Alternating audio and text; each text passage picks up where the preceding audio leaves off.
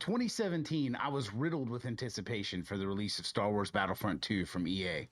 I was just coming off the ultimate nostalgia hit that was The Force Awakens and seething with anticipation for The Last Jedi, set to release just a few short months after Battlefront 2. Although we had no idea how much trouble Star Wars fans were in. Sorry if you enjoy that film. I did not. I really tried. But I played countless hours of the Battlefront reboot from EA in 2015 and was on the edge of my gaming chair waiting up for the follow-up game from DICE. Everything we had seen up to that point was insane. More game modes, more heroes and villains, more customization, more Star Wars. It might have been truly a peak moment for fans before the release, but rough times were ahead for this game. Recently, it has seen a massive resurgence in hype and player counts, and everyone seems to be singing its praises, yet I haven't seen anyone really dive into the real story of Star Wars Battlefront 2. Today, we're going to do just that.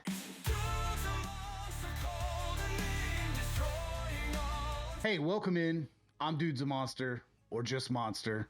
Thank you so much for clicking on the video. I've been wanting to get this up for weeks now, but man, what is up with this Star Wars Battlefront 2 game?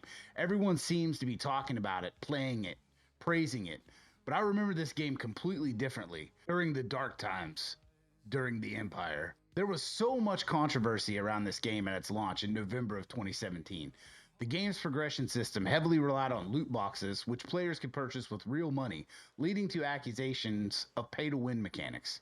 Powerful upgrades and characters were tied to random drops, frustrating players who felt forced to spend to compete. EA's aggressive monetization with microtransactions for loot crates and in-game advantages sparked widespread criticism. Fans argued it exploited Star Wars fans, prioritizing profits over fair gameplay. Unlocking heroes like Darth Vader and Luke Skywalker required excessive grinding, 40 hours per character without paying, alienating casual players and fueling perceptions of an unfair system.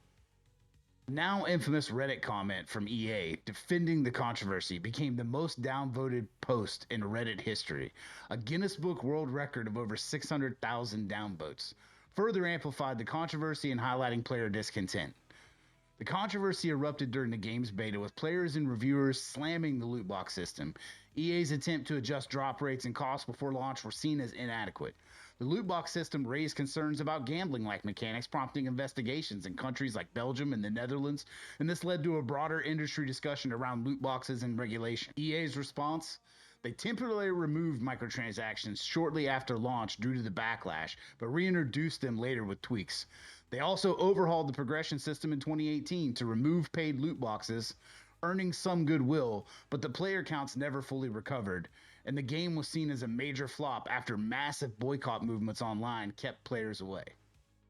The controversy damaged EA's reputation, reinforcing perceptions of corporate greed. It became a case study in how not to handle monetization in AAA games. The game eventually improved with updates, gaining a dedicated fan base, but the launch controversy left a lasting stain, influencing how developers would approach microtransactions in later titles. The backlash highlighted growing player resistance to exploitative monetization, sparking discussions about consumer rights in gaming and influencing industry trends towards more transparent practices. I felt that was true at this time, yet somehow things feel so much worse now. We're still fighting this fight to this very day in almost every level of gaming. Flash forward to today, and seemingly out of nowhere, people started hearing more and more about this long-forgotten game, Star Wars Battlefront 2. People rushed to get it downloaded, started playing, realizing how incredible the game itself actually was. Beautiful, stunning graphics, way ahead of their time. An overwhelming amount of different game modes which allowed to deviate and practice different aspects of the game, like vehicle combat, hero-villain combat, Ewok prowess. All of it lent to a robust progression system after the progression system redesigns, where you had to play different modes to level up all the characters and vehicles you would need to dominate Battlefield 2's major game modes, Supremacy and Galactic Assault. But I tuned into different streamers playing the game and kept hearing the same theme over and over, which inspired me to make this video because I was stunned by what I kept hearing from multiple people. Where is the store on here? Where do I buy cosmetics? I couldn't believe it. This game that I loved and watched die was back, and I couldn't wait to get in. We've been playing it a lot on the channel, and the response has been overwhelming for me as a small channel.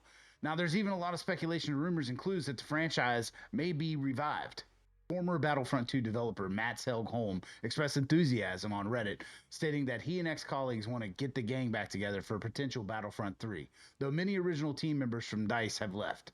But EA has lost its exclusive game license for Star Wars games, which means that LucasArts and any other capable developer willing to remember the sacrifices made by many Bothans as they gave their lives to bring us this forgotten and incredible video game from the grave. We have a new hope. Have you played Battlefront 2 again? Will you be there for Battlefront 3? Thank you for watching. Please, if you enjoyed this video, let me know in the comments below. Please like and subscribe to the channel so that we can get this message out there and remind people what a disaster this launch actually was. And to those of you who recently helped me cross over 500 subscribers on the channel, from the bottom of my heart, thank you so much for that. And until next time.